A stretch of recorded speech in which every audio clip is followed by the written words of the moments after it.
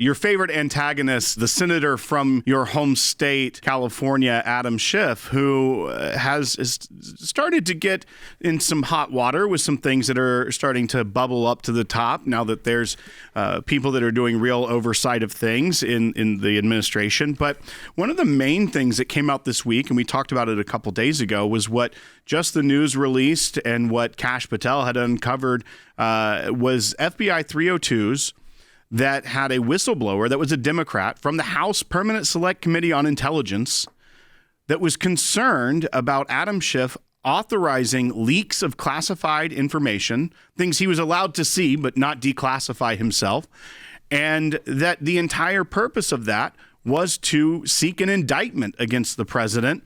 A lot is now coming out about this. And you even tweeted, the Democrats have seen the evidence. They no longer are going to be trusting him. What are your thoughts on just everything that's unfolding? Everything's coming to light. We know that you revealed a lot of things while you were even acting director of national intelligence. But I just want to get your take on this. Look, back in February of 2020, somebody tweeted this week, and I was pleased to see that somebody had Google and somebody had a memory.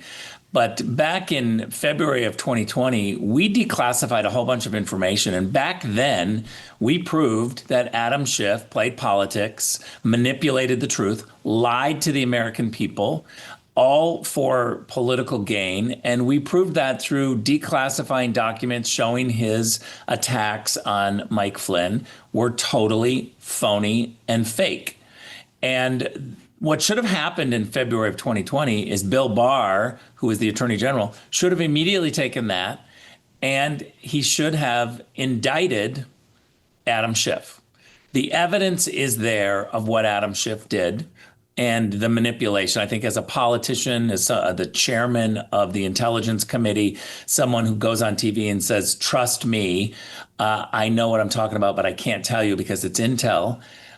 He was lying. We now know he was lying. And I think it's disgraceful that he was allowed to continue without facing consequences. I hope that changes. I think that he still needs to be held to account for it. The evidence is there. And this week, somebody reminded the world that we knew about this in February of 2020. The Biden team didn't do anything about it. And so now it's high time that the Department of Justice go after this. One thing that I do know is my friend Kash Patel, who is focused on transparency and is doing a great job, is someone who understands all of the manipulation of Russiagate. And so I hope that Kash as well is looking at the evidence and talking to the Department of Justice, because it's the Department of Justice that has to file the indictments, not the FBI. And I believe that it's high time that Adam Schiff face these consequences. The evidence is there for anyone to look at. Transparency is not political. We just uncovered the truth.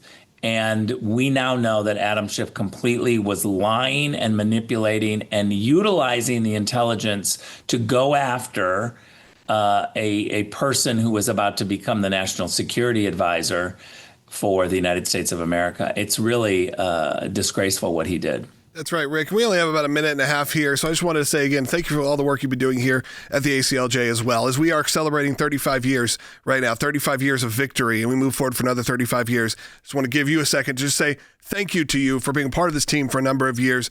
Lending your voice and your message, because there are very few people that have the insight you have from as inside as you do, and know that we really, really appreciate it. You've been a huge part of growing this broadcast, and I want to thank you for that. Well, thank you. I am so proud to be a part of the ACLJ family because we do good work. I say this often, but we don't just talk about it. We have a team of lawyers, we have offices, and we do this work to fight against government lack of transparency, against manipulation by politicians, and just the outrages that we see in our society. And we couldn't do it without our partners. And so I hope people believe in the mission. I hope that they will reach out and join us, contribute, knowing that we're not just talking about these problems, but we have a whole team of people that have to be paid that are on the front lines challenging the system and really making a difference.